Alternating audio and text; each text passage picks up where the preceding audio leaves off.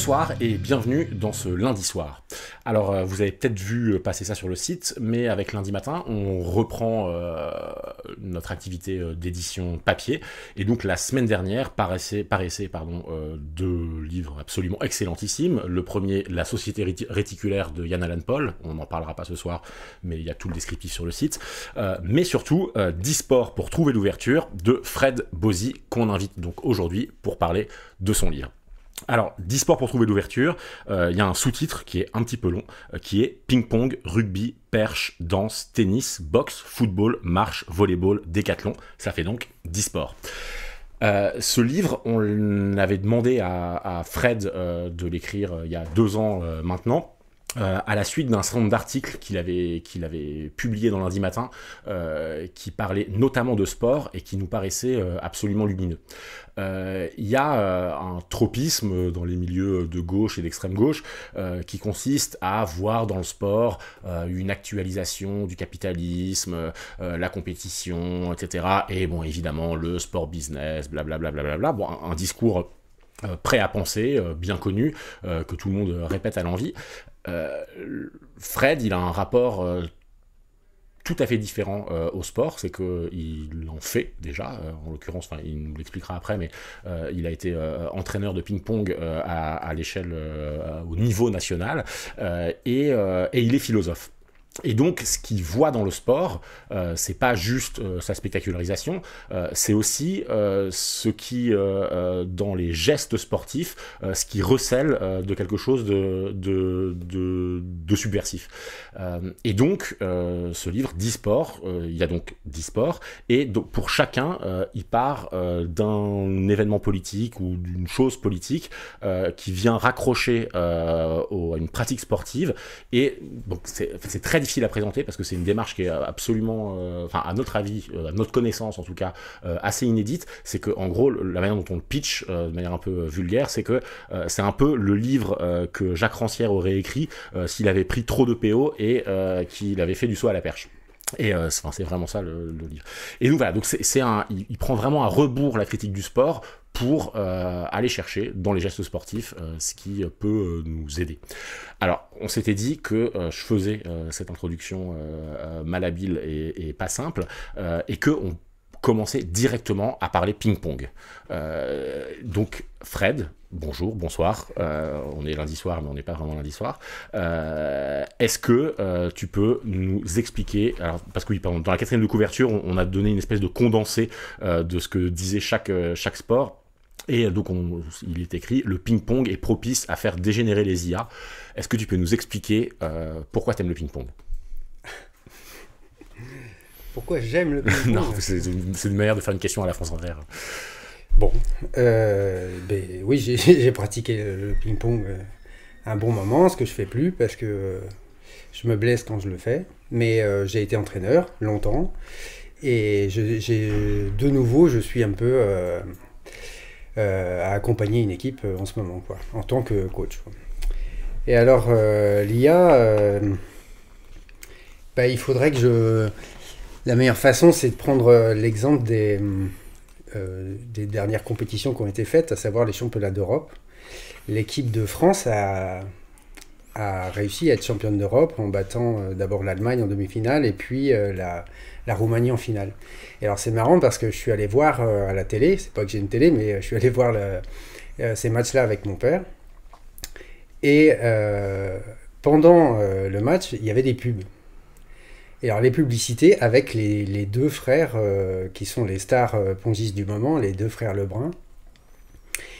Et alors la pub, elle était bien faite. Il y en a un qui envoyait une balle à l'autre et qui lui disait « J'ai un nouveau sponsor ». Et l'autre répondait « Moi aussi. Ouais, mais le mien, il est mieux. Ouais, mais toi, tu tiens ta raquette à l'envers. Bah oui, mais toi, t'es myope. Ouais, bah toi aussi. » Puis la caméra se retirait et on les voyait tous les deux s'envoyer des balles à l'infini. Et donc c'était une pub pour une banque en ligne. Donc tout ce qu'il y a tout ce qu'aime notre économie, l'accélération, le numérique, et en ce moment le déploiement de l'intelligence artificielle. Et alors ça va bien à tout le monde, et notamment à la fédération de tennis de table qui va dans le sens du développement numérique, et dans le sens des banques en ligne. Mais en réalité, ça ne parle pas de ping-pong. Parce que certes, il y a la vitesse, mais on voit là 2 personnes qui se répondent du tac au tac.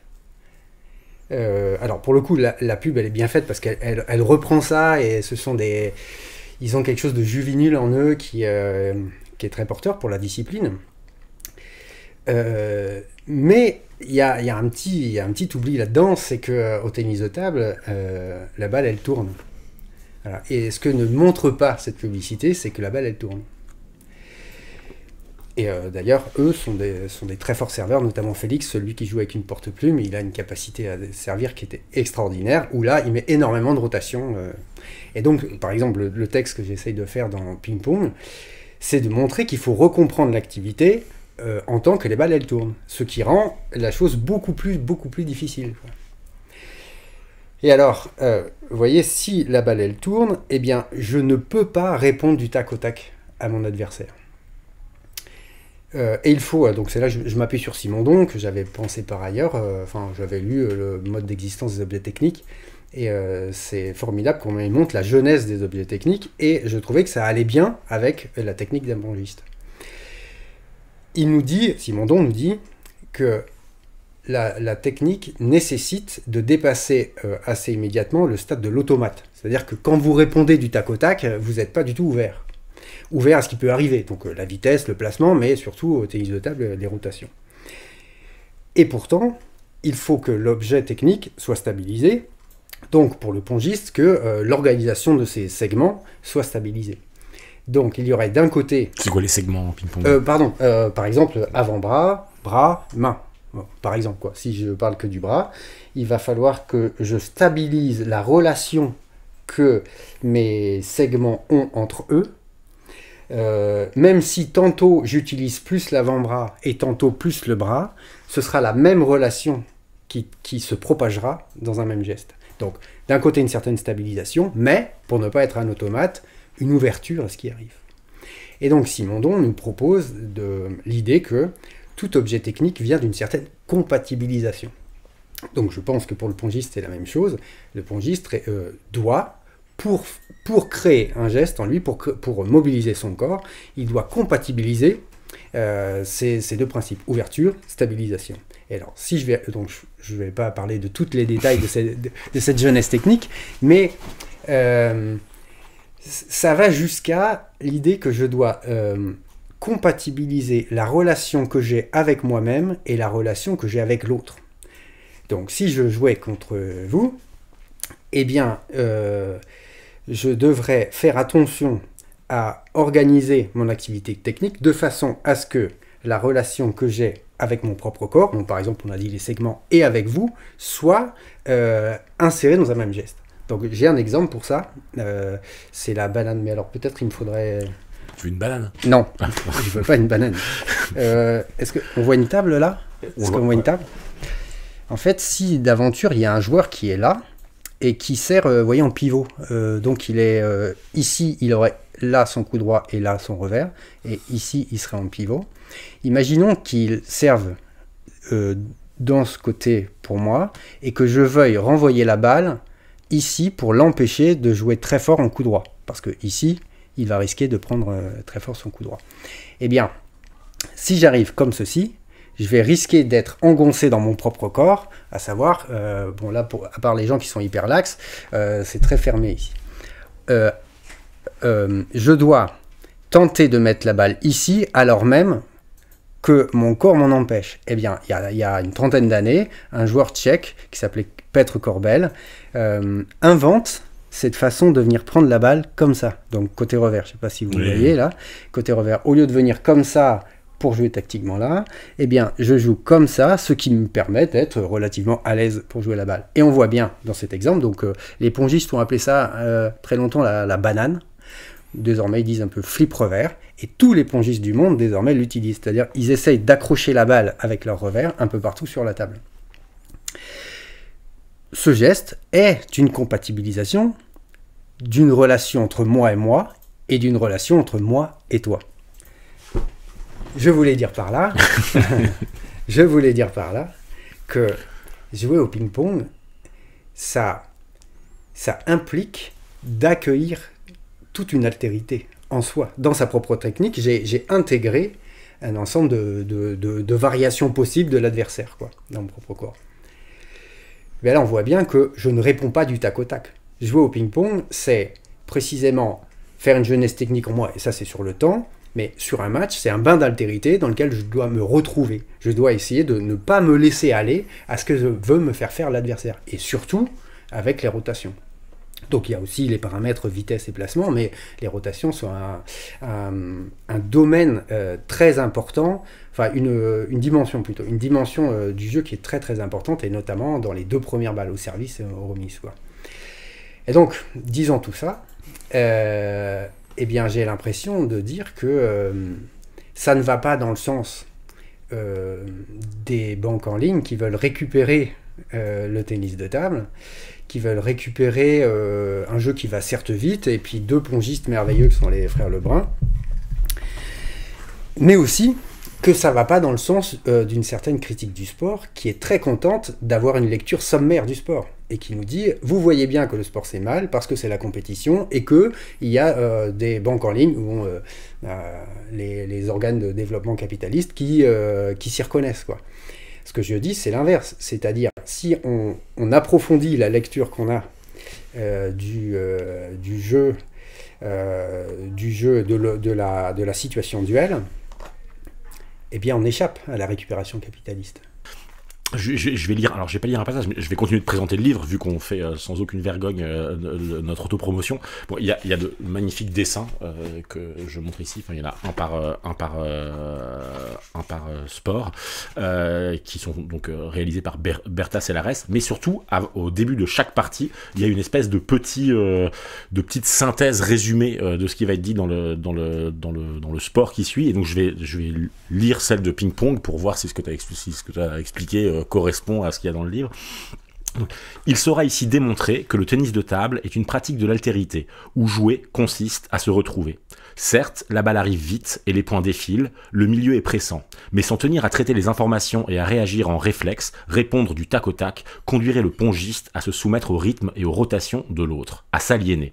Son activité technique consiste au contraire à compatibiliser ouverture et stabilisation, instinct et réflexion, relation à soi et relation à l'adversaire, pour réussir à jouer. En incluant l'autre sans l'annihiler, il met ainsi du sens au défilement de la balle et du score. Il en résulte une leçon directe pour celles et ceux qui veulent résister à la vie imposée par l'instauration d'un monde 2.0. Donc ça, c'est le condensé, hein. Là on le lit, c'est très dense, on se dit waouh, c'est compliqué, mais en réalité le livre a été fait et pensé pour s'adresser autant aux gens qui pratiquent le sport que aux gens qui pratiquent la philosophie et à tous les autres, quoi. Ça c'est important de le préciser.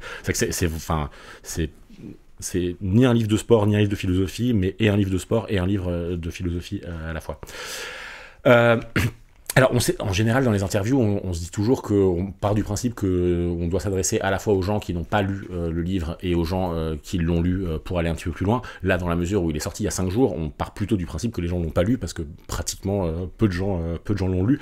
Et donc, ce sur quoi on s'était mis d'accord, c'était plutôt d'exposer un peu les sports comme on vient de le faire là, plutôt que de discuter le contenu. Et donc, il y a une autre partie qui est très, elles sont toutes très bien, mais dont on voulait parler, qui est celle sur la boxe. Et donc le résumé de la 4e de couverture, c'est: la boxe incarne la vertu du silence dans un monde saturé de mensonges. Alors qu'est-ce que toi tu vois dans la boxe que nous on voit pas? Enfin, que maintenant on voit, parce que nous on l'a lu, mais que les gens voient pas spontanément, ou en tout cas éprouvent mais ne voient pas. La phrase, c'était la vertu du silence. La boxe incarne la vertu du silence dans un monde saturé de mensonges. Mais c'est peut-être une formulation à la con de l'éditeur. Mais... Non. Mais dans la boxe, ce qui m'a intéressé, c'est de remarquer que les hommes politiques et les femmes politiques aiment beaucoup se présenter en boxeurs. J'imagine c'est parce qu'ils peuvent montrer qu'ils sont prêts à donner des coups, qu'ils sont durs au mal. Et j'ai cru identifier que il y a une prise de parole. Le boxeur, c'est quelqu'un qui prend la parole avant le match pour raconter à son adversaire à quel point il est supérieur. Mais aussi après le combat, les boxeurs parlent et se réconcilient.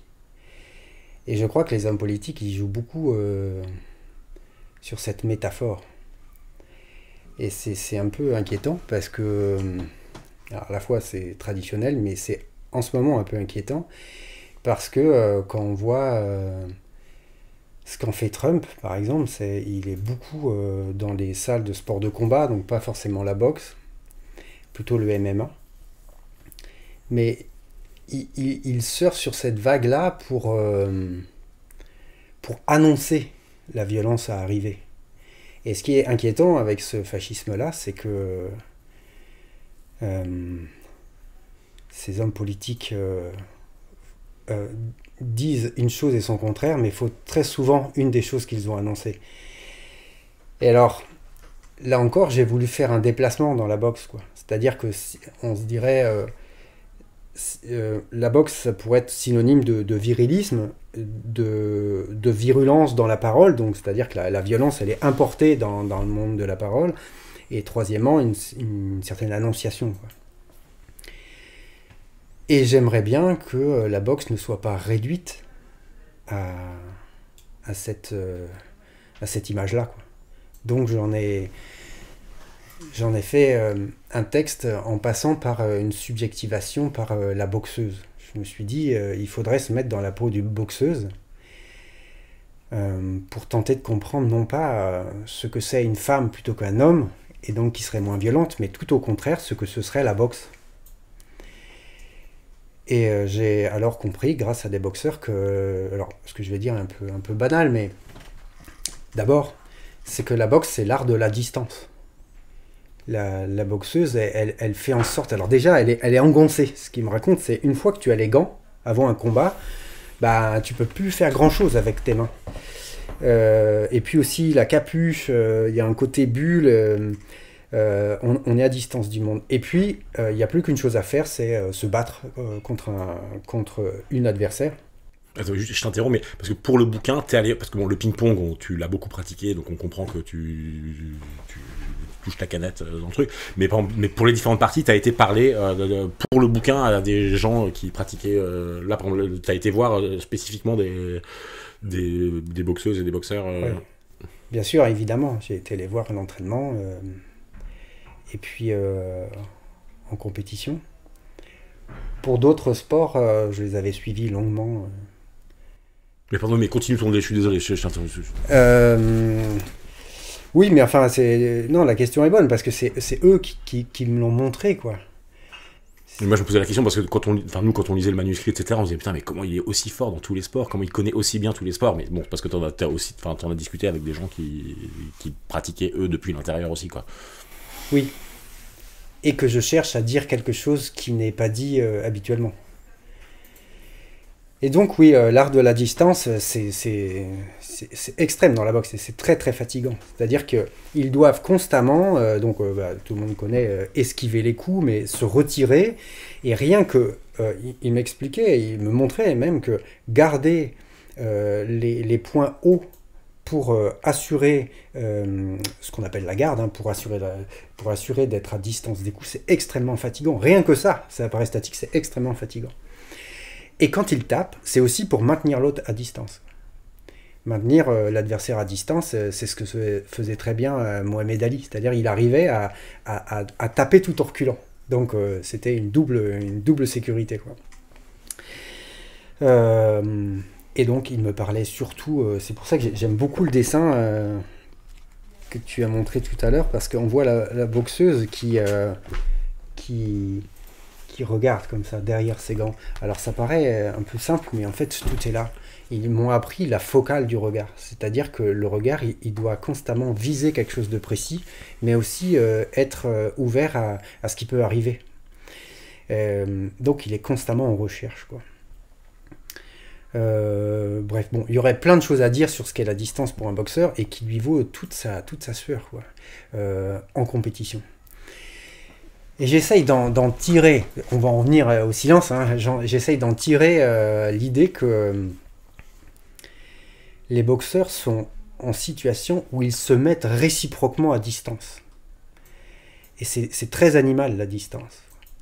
Mais c'est aussi très subjectif dans le sens où je sais que mon adversaire met du sens à la distance qui nous sépare et nous relie en même temps.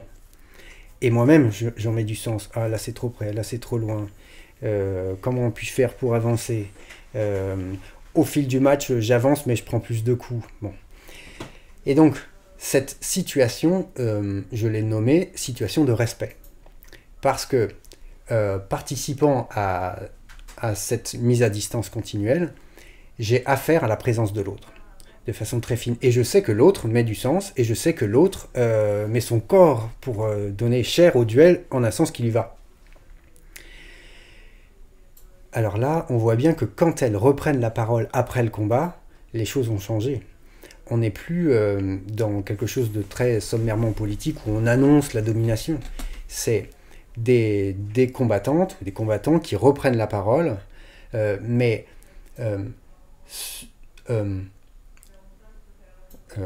après cette histoire qui s'est faite dans le silence. Et j'appelle ça une parole véritable parce que elles vont parler depuis le silence de la chair et de leur combat, où il y avait plutôt le protège-dents, le souffle, la bave, là où on ne peut pas parler. Et elles reprennent la parole à partir d'une situation de respect, pour dire, bon, il y a évidemment le cliché de la réconciliation, mais pour dire des choses qui impliquent la relation à l'autre, quoi. Alors ça peut pas aller avec la récupération politique dont je parlais au tout début. C'est-à-dire quand les politiciens ou politiciennes s'avancent en combattants et se figurent être des combattants, la plupart du temps on les voit combattre contre un punching ball, quoi. C'est précisément celui qui répond pas.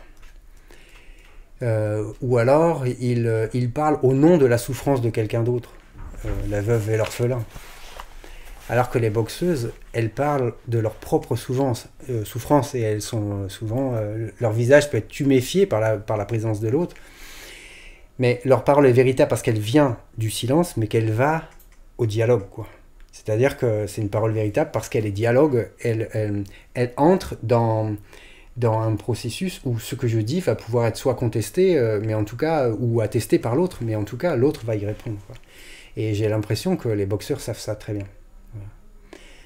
Du coup, voilà, j'en faisais un... Je vais lire à nouveau donc, le résumé, la résumé synthèse ramassée de cette partie sur la boxe. Il sera ici démontré que le combat implique une situation de respect, d'où naît une parole profonde. Certes, l'habituel rapprochement entre boxe et politique, au regard des coups et propos qui s'y font jour, autorise les mensonges politiciens et attise le virilisme fasciste. Mais, sur le ring, les protagonistes se tiennent réciproquement à distance. La distance est la chair du duel, elle sépare et relie. En dépit de la victoire de l'une, ou de l'un, il n'y a dès lors pas d'annihilation de l'autre. Ce serait la guerre. C'est pourquoi les deux pugilistes peuvent prendre la parole, entrer en dialogue public, chacun le fait depuis sa vulnérabilité et le silence partagé. Dans un monde de la parole toute faite et de la communication surfaite et qui soulage dangereusement de la honte de ne pouvoir se dire, une telle expression manifeste de précieuses vertus politiques. Voilà. Tu as bien résumé ton propre chapitre. Ouais, mais j'ai oublié effectivement de parler de la fin et je trouve que... C'était bien que tu le relises parce que je me dis que là, on a l'exemple d'une parole véritable et il faut en faire quelque chose, quoi. Parce que je pense justement au milieu de la boxe, il y avait un sociologue qui s'appelait... dont j'ai oublié le nom, c'est fou, qui a écrit un livre qui s'appelait Corps et âme. Et il racontait comment la boxe était vécue par... des milieux populaires américains. Et effectivement, la boxe a des origines très populaires. Et pour moi, c'est parler de la prise de parole, c'est quelque chose d'important dans une époque fascisante où des gens à qui on ne donne pas beaucoup la parole, en tout cas à qui on ne laisse pas le temps de déplier une parole singulière et ouverte au dialogue, eh bien ils risquent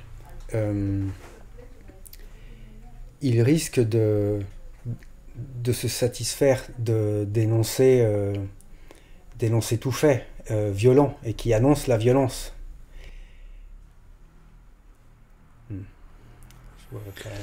Ouais, mais enfin, moi, pour pas faire ce qu'on avait prévu de faire, mais c'est-à-dire que là, comme moi je le présentais tout à l'heure, on aurait pu, dans le truc de la blague sur Sérancière, qui fait du saut à la perche, etc., qui est une blague très drôle, mais on a l'impression que ça pourrait être, que le geste, ça serait de dire « Oh, attendez, on va vous montrer ce que vous ne voyez pas dans le sport ». J'ai utilisé le terme à plusieurs reprises. Mais en réalité, c'est pas exactement ça le geste que tu fais. C'est-à-dire que c'est un peu de ça, moi j'aurais dit, c'est tu prends très au sérieux il y a plein de livres, c'est vraiment à la mode aujourd'hui de faire des trucs de pop philosophie, de dire regardez, on va vous faire la philosophie des séries télé, qui sont parfois très bien, souvent un peu médiocres, mais en tout cas d'intéresser, de porter un discours un peu intellectualisant sur des choses de la culture populaire, ou à l'inverse d'essayer de rendre philosophes les jeunes en leur faisant apprendre la philo j'ai vu un livre comme ça hier, par les séries télé par exemple.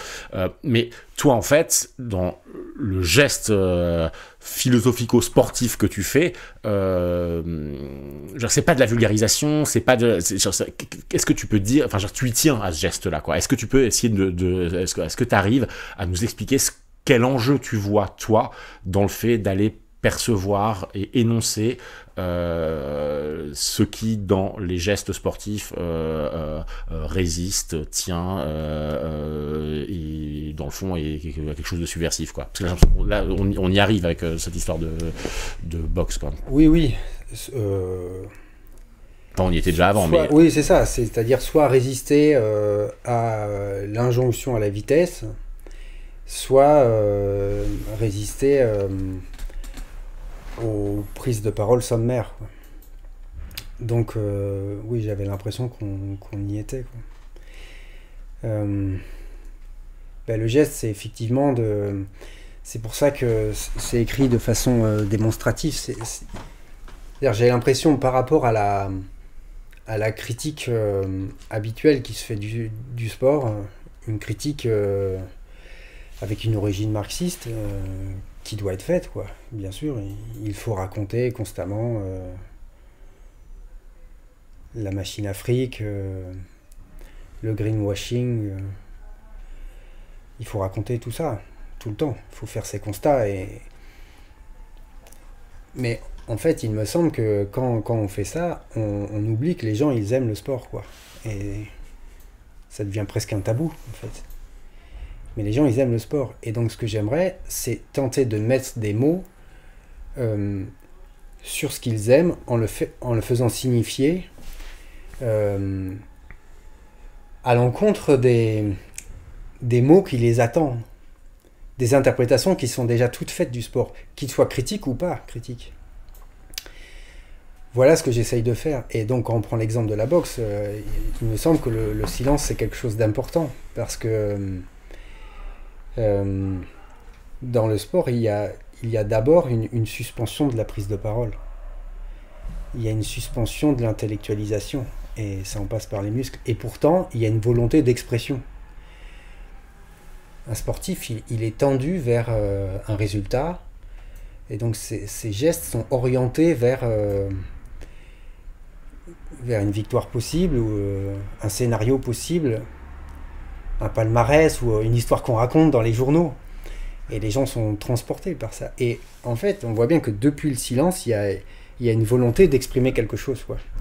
Le seul truc, c'est que comme il y a une fonction idéologique du sport, et ben, à la fin, il y a des discours préconçus qui attendent les sportifs, quoi. Et moi, j'aime l'idée de repartir du silence et de frayer un chemin dans l'ensemble des actions, des gestes, ou même des relations publiques, ou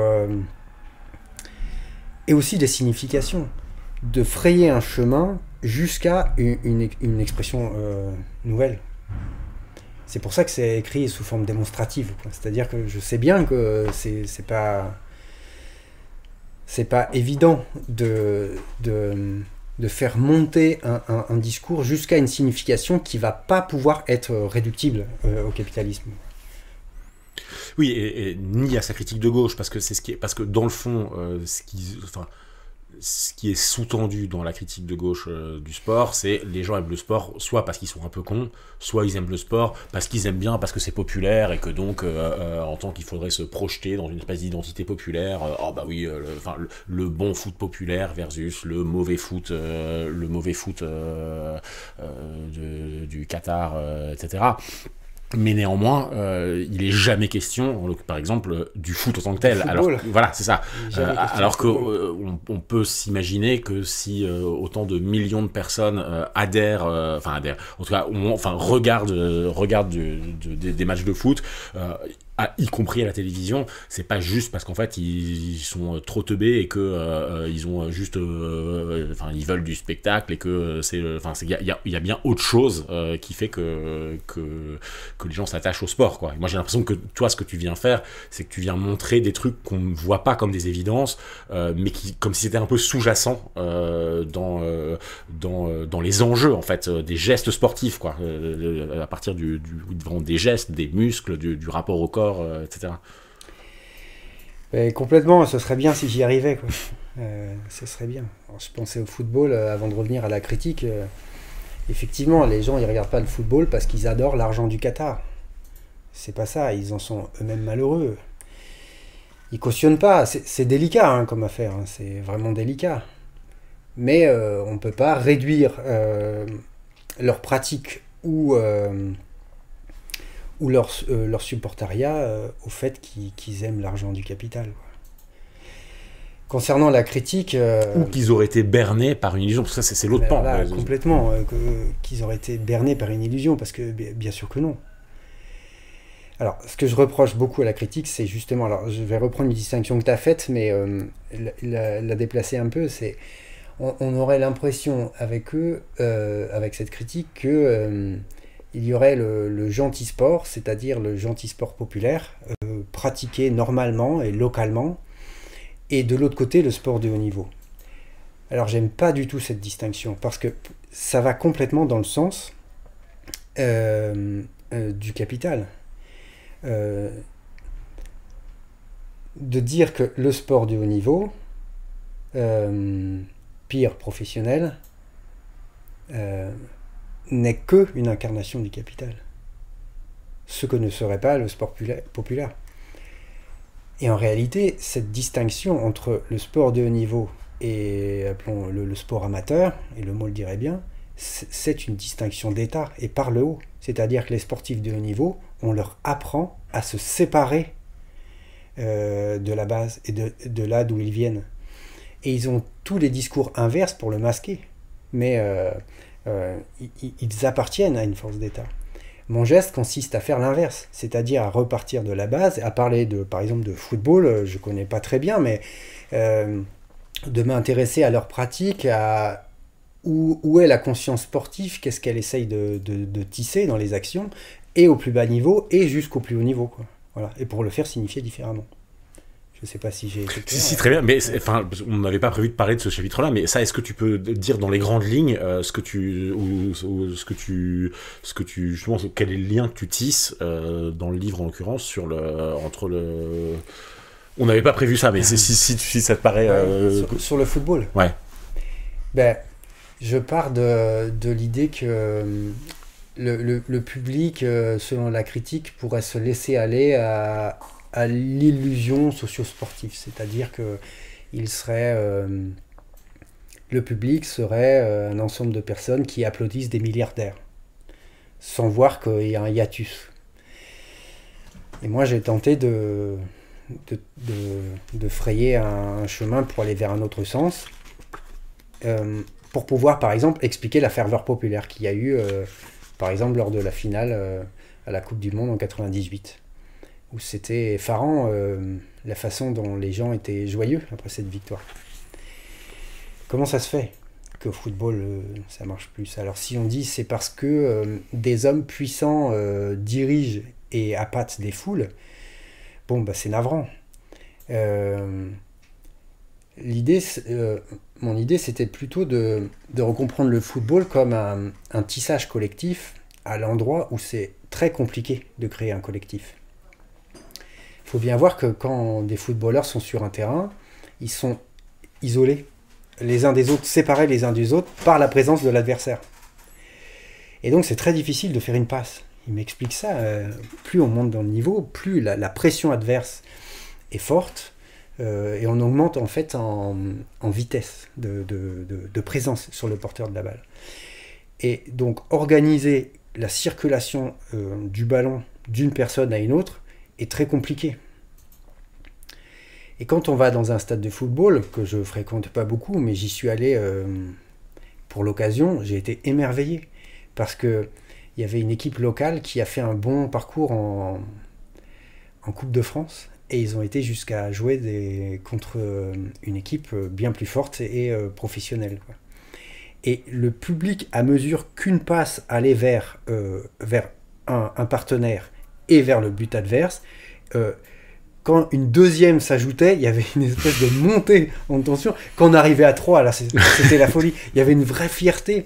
Et alors, c'est là que m'est venue l'idée de là où c'est le plus difficile de faire collectif, eh bien, les joueurs de football essaient de le faire, et quand ça réussit, le public participe à cette sommation collective.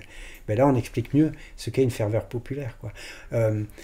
Bien sûr, quand il y a eu la victoire de 98, des poncifs sont arrivés très vite. On a appelé ça la nation Black Blamber. C'est une récupération, certes, mais la ferveur populaire qui est allée avec cette victoire a au moins manifesté qu'on aimerait bien, on voudrait que cette collectivité se fasse, et elle se fait de visu par le football, quoi. Donc le geste, c'est de montrer, c'est de dire aux gens, je crois voir ce que vous voyez, et je tente d'y mettre un sens qui ne va pas être traditionnellement accepté dans les discours faits, quoi. Je dis juste, encore une fois, le résumé qui introduit le chapitre sur le foot.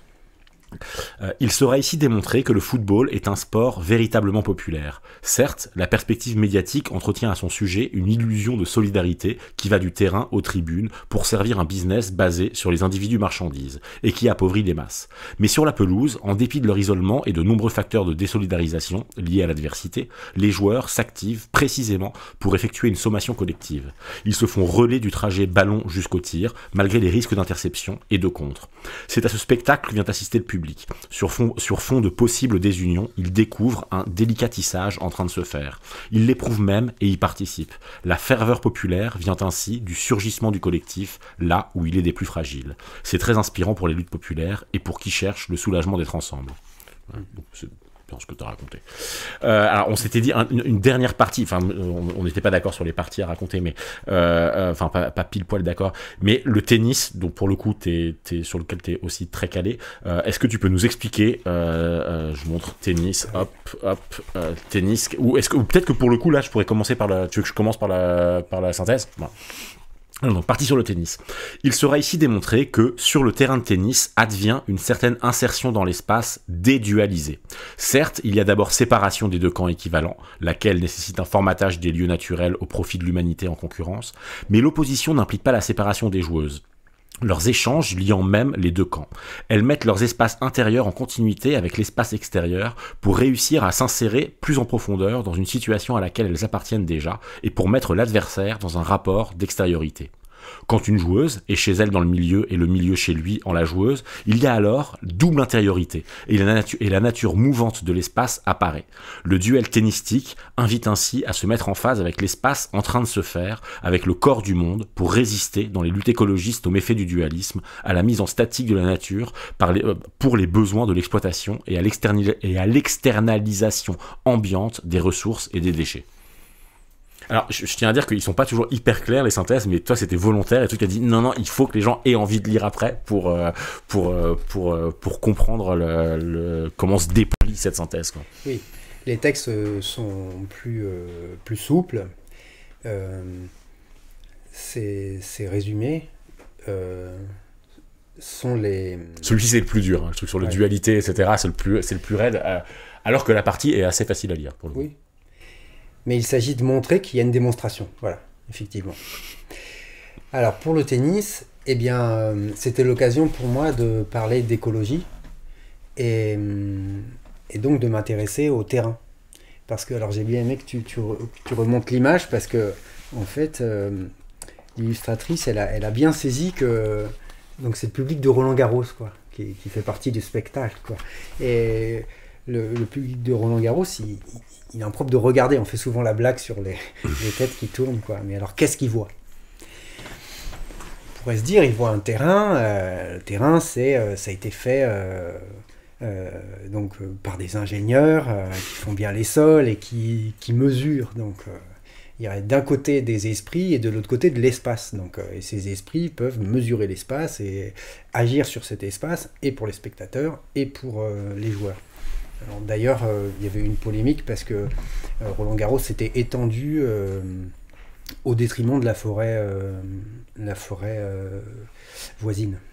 C'est-à-dire, ce serait la logique des gens riches accaparent des terres pour faire des terrains de tennis, c'est-à-dire pour agencer le monde de façon à assurer leur confort. Bon. Alors, dit comme ça donne pas envie de dire bravo au tennis. Et moi, j'ai essayé de dire qu'en réalité, il voit autre chose. Ce serait très bien qu'il soit un peu plus loyaux avec ce qu'il voit. C'est qu'il voit des joueurs ou des joueuses qui s'envoient une balle, mais qui ne sont pas en position de séparation avec le terrain. Donc ça, ce serait la séparation, ce serait le dualisme cartésien, où d'un côté il y a l'esprit, et puis de l'autre côté il y a l'espace. Et donc ça fait des ravages, parce que l'espace est censé être là pour être pensé, et au bout de la chaîne, ça veut dire dominer et exploiter, quoi. Eh bien, en fait, ce qu'on regarde quand on regarde des joueurs de tennis, ce sont des corps en action qui s'envoient une balle sur un terrain, mais ce terrain n'est pas extérieur à eux. Si d'aventure tu m'envoies une balle, je vais tenter de la renvoyer de façon désavantageuse, et ça implique de comprendre l'intention que tu as, quoi. Par exemple, tu vas plein coup droit pour me décaler dans le terrain, et bien moi je vais peut-être jouer sur ton corps, parce que j'ai deviné que tu voulais mettre la balle de l'autre côté du terrain pour que j'ai trop de chemin à faire pour pouvoir la renvoyer. Et en fait, on voit bien là que sur un terrain, les intentions, elles sont présentes. Et que plus le match avance, plus on voit des joueurs ou des joueuses lutter avec, certes, un filet, une balle, des lignes, mais aussi des intentions. Et ces intentions, elles se déplient aux yeux des spectateurs. Si bien que l'espace, il y a une continuité de l'espace intérieur des joueurs et de l'espace extérieur. L'espace, il n'est pas ce qui n'est pas habité par l'esprit, tout au contraire, hein, l'espace est habité par l'esprit des joueurs. Et disant cela, je sors du dualisme et de la séparation initiale. Et on peut aller encore plus loin en disant que le but du jeu, c'est de mettre l'adversaire dans une situation d'extériorité à la matérialité. C'est-à-dire que il dit ça, les joueurs, j'arrive pas à rentrer dans mon match, quoi. Quand ils rentrent pas dans leur match, c'est qu'ils rentrent pas dans l'espace. Et l'espace, à ce moment-là, est une matière extérieure, quoi, neutre, mesurable, où on peut être précis, mais où on n'est pas dedans. Et il s'agit de mettre l'autre en situation d'extériorité pour soit s'insérer de plus en plus dans l'espace. Donc on appartient à une situation qui est dédualisée, mais l'enjeu, c'est d'appartenir de plus en plus profondément à cet espace-là. Alors j'ai deux images. C'est le flow, qu'on appelle aussi état hors sujet. C'est quand un joueur ou une joueuse semble dans l'état de grâce. Et alors c'est une expérience formidable à vivre pour les sportifs, ils le diront abondamment, c'est supérieur à la victoire. C'est quand on est en accord avec les éléments. C'est-à-dire qu'on est devenu la balle qui arrive, on est devenu le temps qui se déploie, on est devenu l'espace, quoi. Notre corps est une partie de l'espace. Donc ça, c'est la réussite. Et quand un joueur, lui, est extériorisé par rapport à l'espace, alors là, c'est la crise de nerfs, quoi. Et souvent, on voit bien, ils cassent leur raquette, même des joueuses comme Serena Williams, elle casse sa raquette, elle l'a démouillée, elle la casse en deux. Et je crois qu'elle, à mon avis, hein, elle demande au sol de répondre. Parce que là, pour le coup, le sol ne répond pas, il est une matière neutre, quoi. Elle veut rentrer dans le match. Extérieur, quoi. Extérieur, c'est ça. Extérieur à elle-même. Et elle veut rentrer dans l'espace, et elle veut que l'espace réponde. Elle veut avoir du sens à sa présence là. Alors il me semble qu'on a quitté la vision des riches qui utilisent des ingénieurs pour aménager le monde. Et que quand on regarde le tennis, on peut voir une amorce d'écologie, une autre habitation de l'espace. Une intensification du rapport à l'espace et moi je dois dire un amour de l'espace. Les sportifs sont des amoureux de l'espace. S'ils font tous les jours la même chose, c'est pour avoir ces moments où ils se sentent en accord. Donc la figure typique de Nadal qui gagne Roland-Garros, c'est pas que des histoires de sponsors, c'est aussi quand il s'écroule sur la terre, on voit bien qu'il appartient à la terre, que il y a quelque chose comme la philosophie de l'existence, où on voit une incoïncidence. Son corps n'est pas la terre n'est pas son corps. Le nom de Nadal n'est pas la seule chose qui est sur cette terre, mais il y a un accord, enfin, il y a une harmonie assez profonde dedans. Donc, oui, il me semble que c'est une belle voie, et c'est ça qu'il faudrait dilater pour l'arracher aux interprétations qui ne vont pas au peuple écologiste, quoi. Et c'est pour ça, parce que je fais vraiment de la pute de manière remontée, mais le titre est un peu bizarre, c'est 10 sports pour trouver l'ouverture. Spontanément, on voit pas ce que c'est que l'ouverture, mais là, tu viens de nous faire la démonstration d'un type d'ouverture, quoi. C'est ça. Non, mais c'est vrai. Non, mais c'est oui, parce que c'est si on a mis tous les sports en sous-titres, c'est précisément parce que on n'arrivait pas bien à voir comment. Enfin, on n'a pas réussi à trouver un titre qui nomme le geste du livre, quoi. Enfin, ou alors, enfin, on en a trouvé plein, mais qui étaient beaucoup trop longs, beaucoup trop réflexifs, etc. Et à la fin, on s'est dit 10 sports pour trouver l'ouverture. L'ouverture, alors on comprend pas très bien ce que c'est si on ne sait pas ce que c'est que le livre, mais bon, au moins on voit ouverture et c'est. Oui. Et bon, mais là, à part ça, on arrive à 1 heure, et évidemment, j'ai très très envie de te faire parler des autres sports, à savoir, on n'a pas parlé de rugby, saut à la perche, danse, marche, volleyball et décathlon, mais je pense qu'il faut garder ça pour les lecteurs qui auront le temps. Enfin, sinon, si on te fait faire tout le bouquin, c'est pas marrant. Mais non, moi j'ai juste une question comme ça, c'est donc il n'y a que 10 sports, mais est-ce que par exemple, tu ferais un tome 2 avec 10 autres sports, et auquel cas lesquels ce serait? Et c'est-à-dire, ma question c'est pourquoi est-ce que tu as choisi ces 10 sports-là et pas d'autres, quoi? Et pourquoi t'en choisirais d'autres ou pas? Est-ce qu'il y a des sports par exemple qui sont inintéressants philosophiquement, selon toi? Non, c'est pas qu'ils soient inintéressants philosophiquement, c'est peut-être que moi j'ai rien à dire, que je pressens pas. J'ai l'impression que je vais répondre à tes deux questions de la même façon. Alors déjà pour le titre, trouver l'ouverture, il y a une sédimentation. On voit bien que ça veut dire, effectivement, c'est une ouverture sur le sens, une ouverture philosophique, c'est une ouverture sur le terrain, tout est là. Et concernant ton autre question, c'est comment j'ai choisi ces sports ou est-ce qu'il y en a d'autres? Eh ben, je vais répondre par d'autres, parce que quelqu'un m'a dit ah mais ça va pas du tout. Tu parles pas d'équitation. Ce qui est vrai. Eh oui. Et en parlant un peu, je vois que il y aurait matière. Parce que l'équitation, ça semble être comment l'homme domine l'animal. Et aussi, il y aurait une histoire d'ascension sociale, le fait de monter. Il faut sentir ce qu'il y aurait à dire qui pourrait contester cette chose-là. Et il a commencé à m'en parler en me disant que quand on fait de l'équitation, à chaque séance, on se rappelle que tout va se jouer à la frontière entre soi et le cheval. C'est-à-dire tantôt les rênes, tantôt le siège, tantôt les étriers. Et il faut parcourir ça pour trouver le point de communication. J'ai rien d'autre à en dire pour l'instant, mais je sens bien que ce serait très très très intéressant et extrêmement passionnant. L'équitation a l'air super riche, quoi, parce que déjà nous on a 600 muscles, alors avec un cheval il y en a encore plein d'autres, quoi. Et voir comment on pourrait faire émerger du sens, ça me semblerait bien. J'ai peut-être une petite idée en natation aussi que m'a soufflé quelqu'un.